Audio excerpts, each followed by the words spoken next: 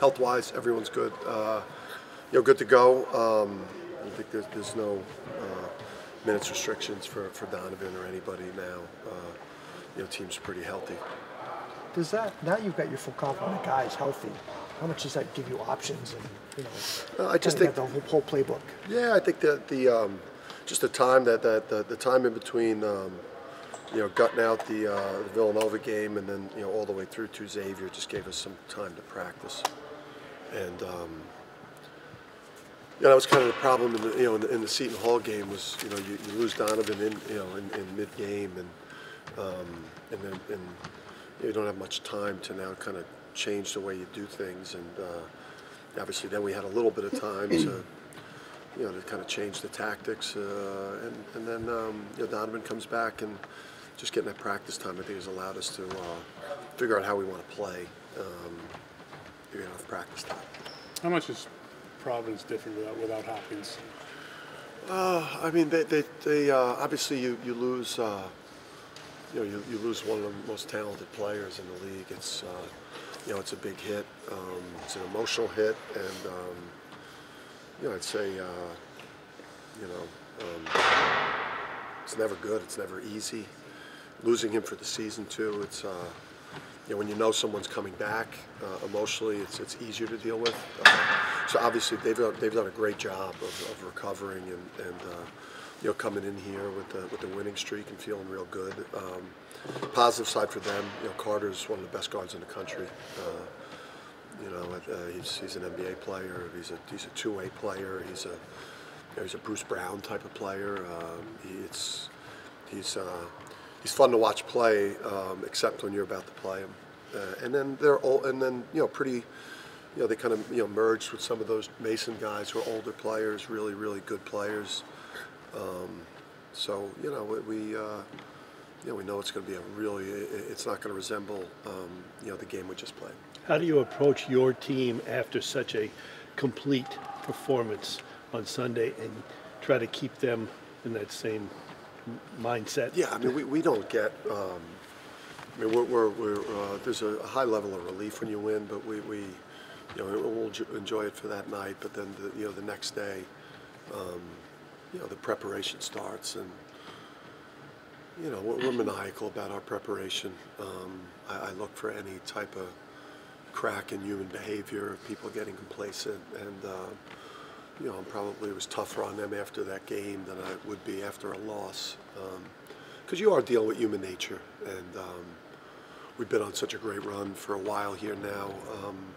Don't want to make yourself vulnerable by getting away from what we do. If we don't stick to our script, defensively, offensively, on the backboard, and playing as hard as we do, this thing will it will start to unravel like it did last year when we got away from our script. I mean, number one hasn't really negatively impacted you at all, has it? I mean, no. It just seems like you're just another day. Yeah, we don't really think about it. I mean, we're just about the work, and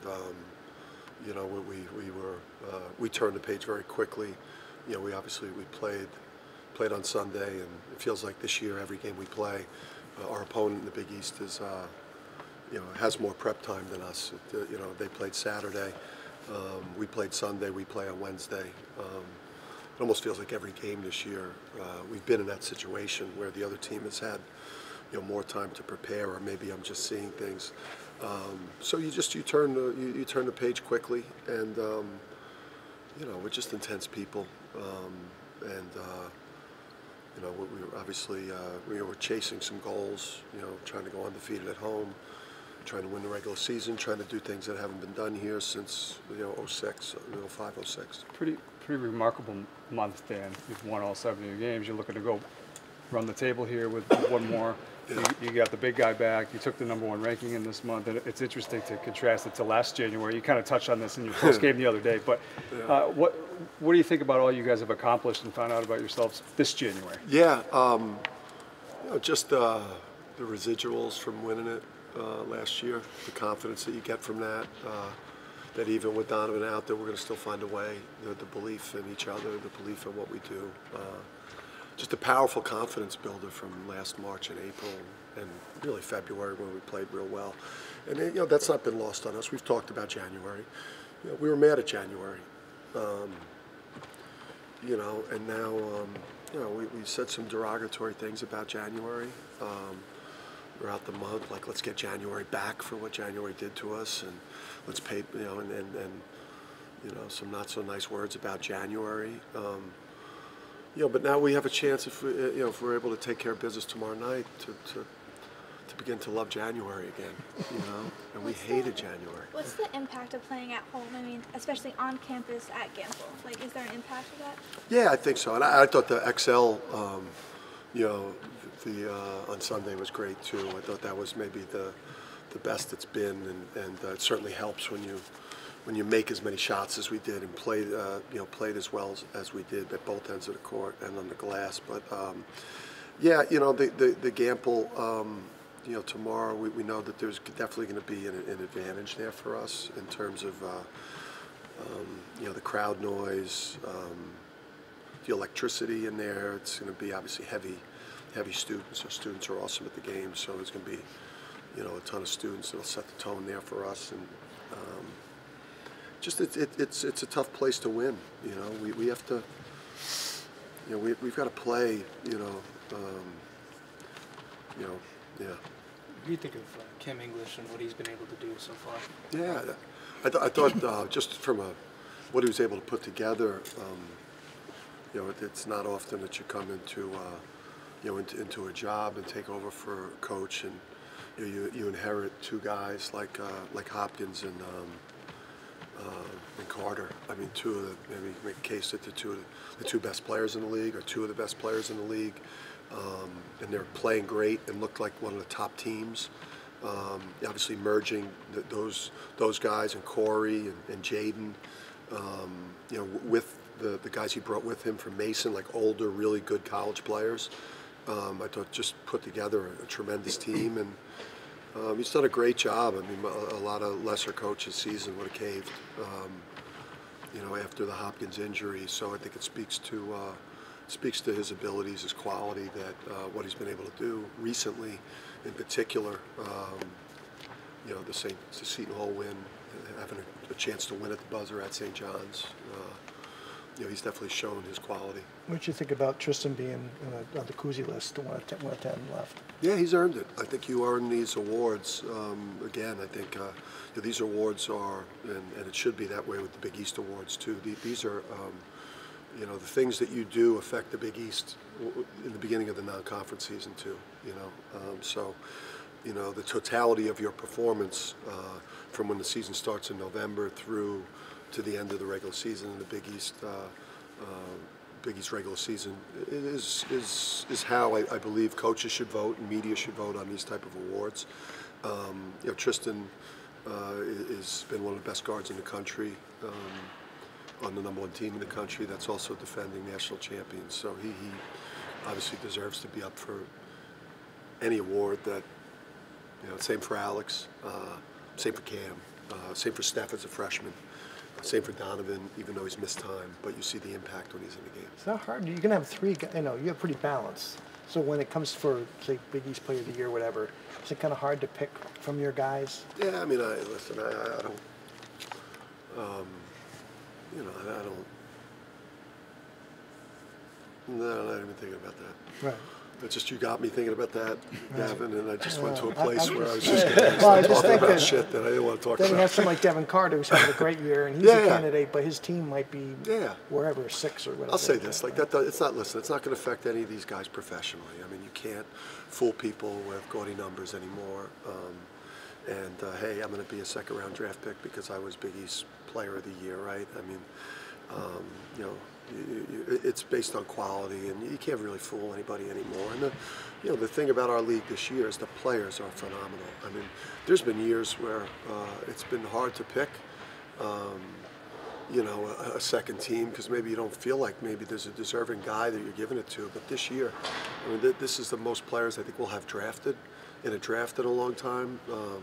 This is the most players that are most good players that won't get even second team. So, you know, that's why you got to go for the team trophies.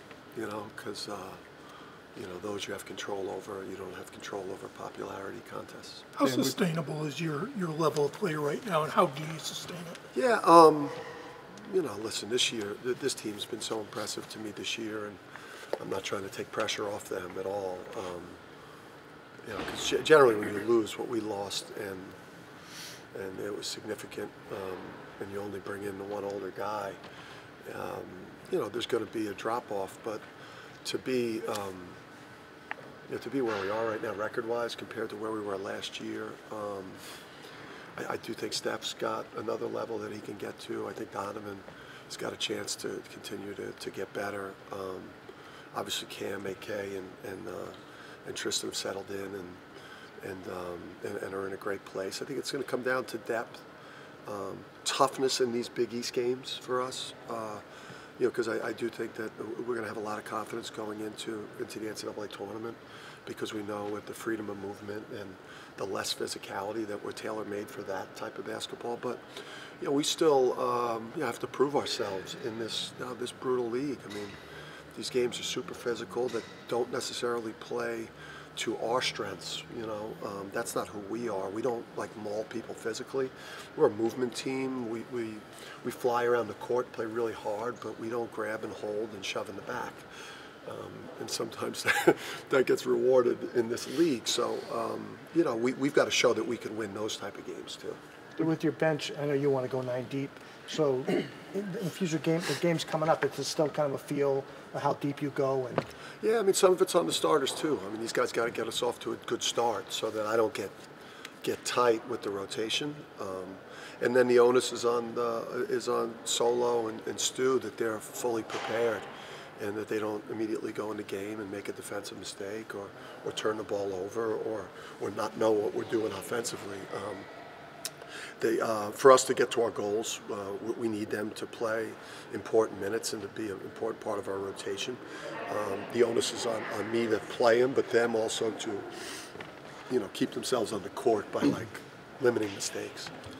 Would you say you run your operation basically the same way day to day when the team is soaring like it is now versus like a time last January when it's trying to find itself a little bit, or do you approach things differently and given different circumstances? Yeah, I mean, I think every day, every day is absolutely the same in terms of the preparation, how detailed we are with the scouting and the opponent that's coming up, and we really truly stay focused on that opponent.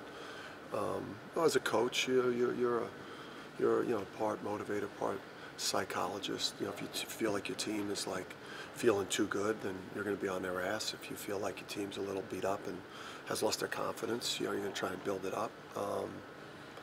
You know, we're still at the point right now where we need to get better. This team hasn't been whole for a long enough period of time where we just kind of, where everything's automatic like it was for us last year.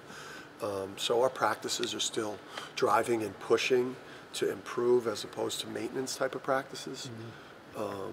You know, and then show me any super successful organization, you know, where the leaders of it aren't obsessing over every little detail and all the behaviors and the mindsets of everybody involved. Jaden, obviously coming out of preseason, looked like he was a little higher in the rotation. Obviously hasn't played much. Do you think he's bought into the idea of, you know, maybe this year isn't necessarily his year, but the future is still pretty bright for him? Yeah, I just think we, you know, I'll say it publicly. Obviously, privately, we try to stay in the you know, in the ears of and in the minds of all of our young players. And you know, you're playing in, you know, currently you're in a program that's you know, for the last season and a half has done college basketball better than anybody else has done it. And then we've also, in terms of winning, but then we've also, you know, from a player development standpoint, this is a pretty good program to be in. But you got to pay your dues. You know, Andre did it early in his career. Jordan Hawkins did it early on in their career. You know, and you got to just trust us. And I don't think there's a better place that you could be, and you know, than this place is for Jalen and Jaden and Solo. You know, and Youssef, and places where, you know, they're probably all not playing as much as they'd like to, but you're in one of the premier places you could play with a coaching staff that is truly committed to these guys. And it's like I said before the season, you know, we need you guys to kind of help us this year. You know, and then we could build around you as you become a sophomore or a junior. You know, we will make that commitment to guys that will return and commit to us. You know, we won't go portal crazy. You know, we'll do it the way we did it this year, if they believe in us. Does getting towards or into February bring a heightened sense of urgency, or does it still feel like there's a lot of season left, or because February leads to March, does it feel like we're really coming down the stretch now? We got to refine things as quick as possible. I just think we take it now. It's just that next game mentality, and it's like you know, I'm on to Cincinnati, you know. But it really is at this point. You know, you're really not, you know, talking too much about the standings. You're not, you know, like as an extra motivational piece. Yeah, I mean, we talked about the regular season and not having been undefeated at home in quite some time. Like, use those extra motivational things at times, but like we are just because we haven't been whole, we really are just kind of focused on trying to get this team from a tactic standpoint, from a cohesion standpoint, to start just to play the exact way that this group needs to play to get maximum success. And you know, I think as you get more to February, you start to you know, you maybe start to shift a little bit of the messaging. Thank you.